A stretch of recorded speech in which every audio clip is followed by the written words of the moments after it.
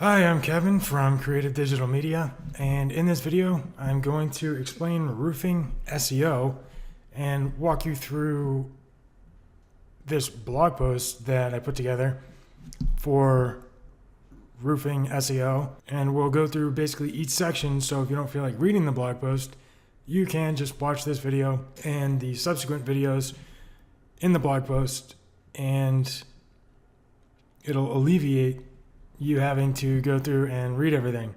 So this is the post. It's not too long, but pretty long. To begin, what is roofing SEO? It is the same thing as regular SEO, except for roofing websites or roofing companies. It's optimizing your roofing website and your overall presence online for search engines, so that when your ideal customers are searching on Google for the keywords and phrases pertaining to roofing, they're able to find you because you're showing up at the top of Google's search result. I'm going to try and keep all the videos, the corresponding videos for this blog post, as short as possible. So I'm not going to go too in depth. If you want more information regarding a certain subject, it's written out right in the blog post. So to begin, the foundation of any SEO strategy is keywords and keyword research. So finding essentially what words or terms and phrases people are typing or speaking into search engines to find information about particular topics, or to find a company to do business with. And ideally, when people are searching for roofing keywords, you want them to find your business and to do business with you. With keywords, there's different intent that searchers have that they're trying to fulfill, which is essentially the reason why they're conducting a particular search. And search intent can be broken up into 4 categories: informational, navigational, commercial, and transactional. The commercial and transactional are very frequently grouped together because a commercial intent is basically just someone who's very close to making a purchase, and then a transactional is someone that's looking to make a purchase or pull the trigger right now. So those are often grouped together. So some people would say there's 3 types of search intent. I'm saying there's 4, whatever makes you fancy. And just to give you an example of what each of those looks like, this is an informational search, or this has informational search intent behind it. Someone searching this term or this query is looking for information so they know how to identify when they need to have their roof replaced. That doesn't mean they're necessarily looking to get it replaced right now, but they're just looking for information to identify if they need a new roof. This could be someone that's looking to buy a new house and doesn't want to buy a house only to find out that they need to have the roof replaced. So they may not be looking to replace a roof anytime soon, but they're looking for information about roofing. And why would you want to target a keyword like this?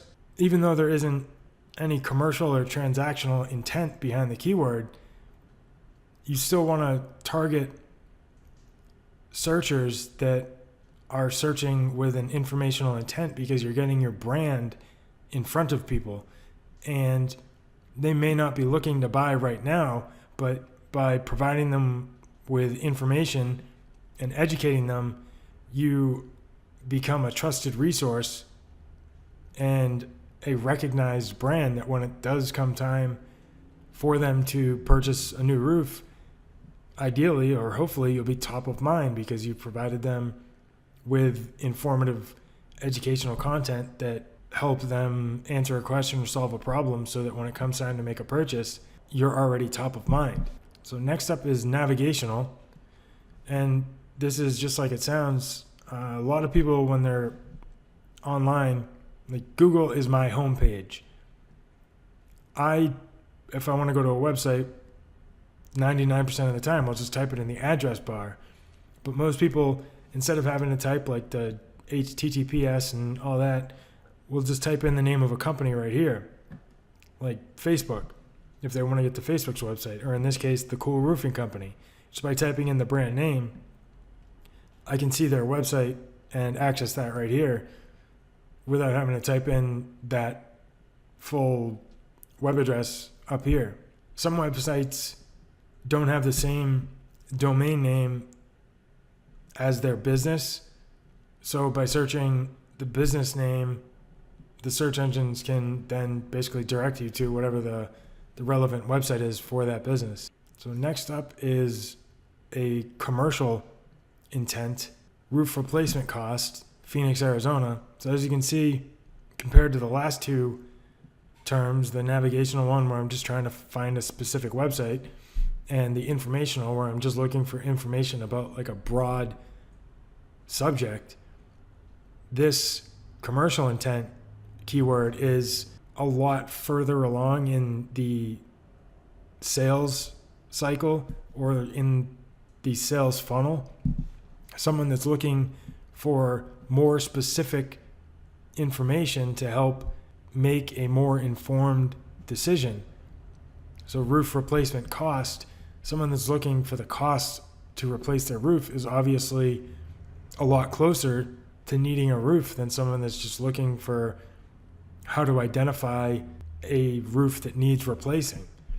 And as you can see, a lot of the websites that are ranking for this term provide a calculator, a replacement cost calculator that people can use to find out how much it's going to cost them to replace their roof. Google provides a lot of insight into what keywords you should be targeting based on what's already ranking. So if you wanted to rank for roof replacement cost Phoenix, Arizona, you're probably going to need a cost calculator on that webpage, providing people with quick and easy cost calculation for roof replacement. Next up is transactional intent. So a transactional intent is more specific than commercial because I'm really trying to like narrow down who I'm going to do business with. So I'm looking for the best roofing contractor in whatever city or top roofing contractor. I'm not looking for general information about roofing. I've already done my informational research. I'm looking for the best roofing contractor in Phoenix. So those are the differences between different search intents. Now let's look at how you can go about finding keywords to target. So since SEO is primarily focused on ranking a website on Google, Yahoo and Bing and Yandex, DuckDuckGo are all relevant, but when it comes to SEO, we're talking about Google. They own the majority of search, so we're talking Google. But if you start typing in, or if you enter a keyword into the search bar and then I'd already had this typed in, but if I just type in, this is the Google Autosuggest feature. So it automatically basically populates what other people are searching when they begin with the word roofing. So whenever people are typing in the word roofing, these are the most popular searches that accompany the word roofing. So if I wanted to take it a little bit further and get a more specific keyword, if I put a space, you can put basically just one letter, and then all the recommendations will be words that start with A or B or C, D, S. You can do basically the entire alphabet, but using Google and the suggestions that they provide can give you some pretty good keywords to target without having to use an expensive or a paid tool for keyword research. Another great place to look for keywords on Google is at the bottom of a search page in the searches related to roofing. So this was my search term. These are terms that are related to roofing. And this information right here is from a plugin for Google Chrome called Keywords Everywhere. And it's a pretty awesome plugin, but it provides this estimated monthly search volume for each keyword. So I know Lions Roofing is 1,300 times a month that is searched. And it also provides the estimated cost per click. So this is basically how much people are willing to pay per click on their advertisement. And that would be like these ads. These are pay-per-click ads right here.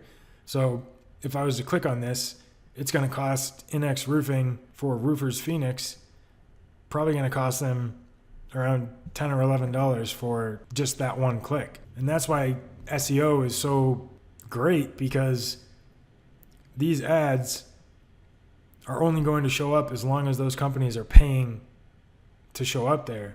But with SEO, like these companies that are ranking organically, they're going to continue to show up even if they stop actively performing SEO or they stop their SEO campaign. Their website isn't going to disappear from the first page of Google. They're still going to be there. They may over time get bumped off, but it's once you're on the first page of Google, it's a lot harder to get off the first page of Google than it is to get on the first page of Google. So that's how you can use Google to find some keywords to target. Next up, we are going to look at Ubersuggest. This is from Neil Patel, and it's a pretty awesome keyword research tool, especially considering the fact that it's free. But you can see I typed in roof replacement and it's giving me 275 keyword ideas. So these are suggestions, keywords that are just related, or no, I'm sorry, not related, because that's, seeing this made me say related, but these are suggestions for like keywords that are basically, a lot of them will be more long tail or longer tail keywords than just roof replacement.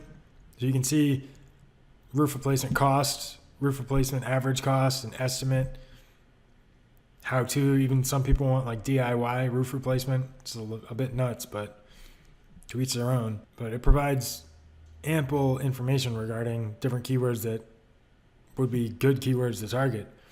It gives you the estimated monthly search volume, the cost per click, the competition for like the paid difficulty essentially, and the search difficulty, or estimated like organic, basically how difficult it will be to rank organically for that keyword.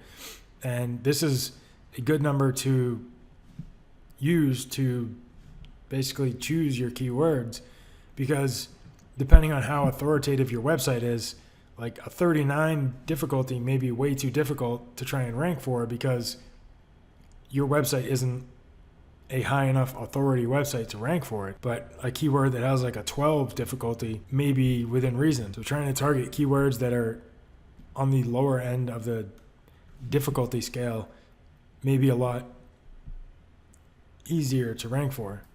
You can click on related and see search terms that are related to roof replacement, and there's 134 ideas. The related aren't going to be as relevant, but you can still find some decent keywords in here as well. So that's Ubersuggest.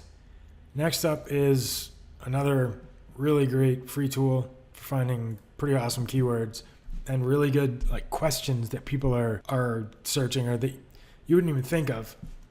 But this is a really great tool for keyword research. So you basically go to answerthepublic.com, and I just typed in roofing. As you can see, there's plenty of results. This was able to generate 196 questions, 136 prepositions, and 91 comparisons, and then 500 alphabetical suggestions. So I'll show you what each of those are.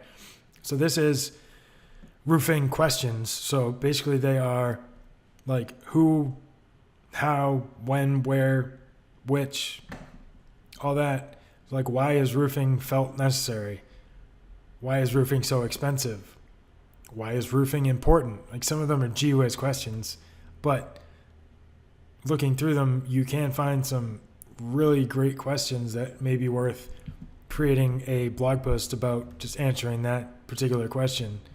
Like, can roofing shingles be recycled? Someone may be hesitant about replacing their roof because they don't want all of their shingles to just be thrown out. They may be an environmentally friendly individual that wants to recycle their shingles, or know that their shingles will be recycled. So highlighting that your company like goes the extra mile and recycles all of their roofing materials, maybe a blog post you could create to appeal to environmentally friendly roofing repair, roof replacement clients. And then there is prepositions. So as you can see, like these basically will start with your keyword, and then it adds basically a modifier. So roofing without dumpster, roofing without felt, roofing for garden rooms, roofing for sheds. There's a plethora of suggestions that you can comb through or would have to comb through to find the best ones. But I mean, there's no shortage of suggestions. I believe these are comparisons. Yep.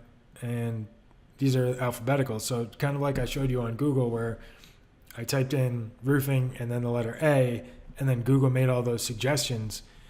This is similar, except it's all organized. So roofing and then the letter A, and this is what it produces. Then roofing and the letter B, same thing, and it does A through Z. So you can find plenty of additional suggestions. And if you want to export all of these keywords so you can put them in a spreadsheet, you just hit download CSV, and then you can import them into like a Google Sheets document. And you can sort and filter them there. And you can see all these numbers next to each of the keywords in the alphabetical section. This is all done by the Keywords Everywhere plugin. So up next is page speed insights. So your website needs to be fast and needs to load fast, because if it doesn't, no one's going to stick around. We're a very impatient society, especially in America. We're really impatient. Like, we're all like Veruca from Charlie and the Chocolate Factory. I want it now, Daddy. It's kind of sad, but it's the way we are. We're all spoiled. And we expect things to be like instant. If something isn't loading like within 3 seconds, most people are going to just hit the back button and go try and find another website. So this tool isn't, in my experience, it's not completely accurate, because if I just had done it previously, but I'm going to scan my website right now, and for some reason on mobile, I always get an abysmal score, like a 14. I'll test it right now. I'll show you. But if I pull up my phone right now, it absolutely the page pops up in like a split second. So I'm not quite sure. I think it may be because it may have something to do with like caching. So this is basically, it may not be testing and like taking advantage of the fact that my pages are cached. So it may be loading each page essentially like without any cached content. That's what I'm guessing, but that may not be true. But if I did like tested it or opened my phone right now and went to my website, it would load in a split second. Even if I turned off Wi-Fi, it would still load very quickly. So on desktop, 85 is a decent score. It could be better. I know some of the images, I didn't compress them before I uploaded them, so I know that that's part of the problem. And I'm also using, I think it recommends down here to use a different image format. So that's how you test your page speed. So if it's not loading very quickly, down here, it basically shows you exactly what the problems are, what you can do to improve the speed. So like remove unused CSS. It shows you how much time you'll save by fixing whatever the issue is. So server response time. So this is hosting. I know that my hosting response time, because my website is on shared hosting right now. So until I can afford $30 a month extra for hosting, I'll deal with it. I know if I pull up my phone and use my website, it loads pretty quickly. And I can also check my AMP pages. So what this is doing is testing the AMP or accelerated mobile pages of this particular blog post. I did a blog post about Google AMP and how to install it on your website. And this is the AMP version of that blog post. See, this is why this tool doesn't make sense, because it's the AMP version, but it loads at 40. This page is cached by Google. So I don't see why it's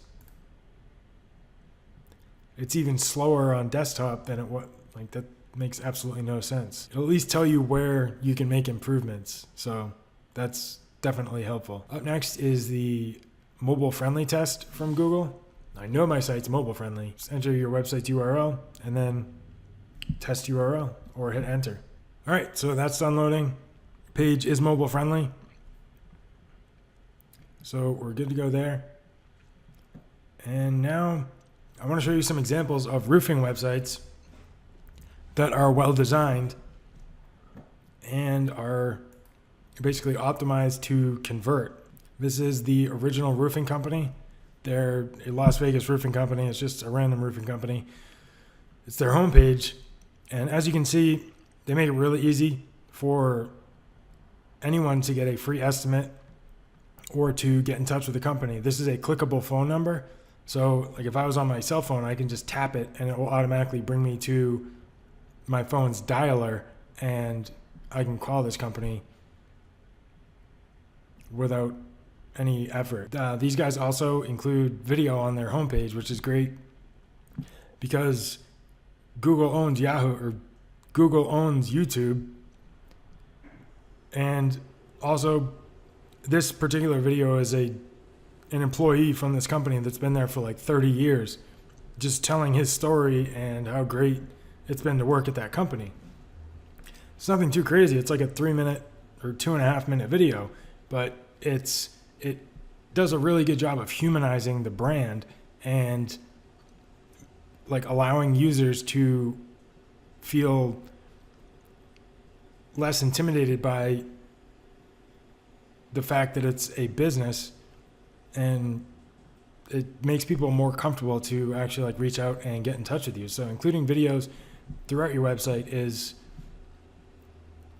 it's a growing trend in digital marketing, but for SEO especially, because Google owns YouTube. So you might as well make content, put it on YouTube, and then include that content on your website. That's why I'm making this video for this roofing SEO blog post. Also, they also have like a banner call to action. Makes it really easy to get an estimate. And then this is another thing that's a very good idea to include on your roofing website is basically industry awards or certifications. A lot of roofing companies have this on their website, but if you don't, it's absolutely something you should add. See, these guys do not. I believe this one does. But as you can see, they offer a free estimate and they have phone numbers up at the top that both are clickable. So they make it really easy to get in touch with them. They have a button in their navigation menu to see their reviews. And this right here, these are all clickable. So I can go to the website and like read their reviews or see their certification, anything like that.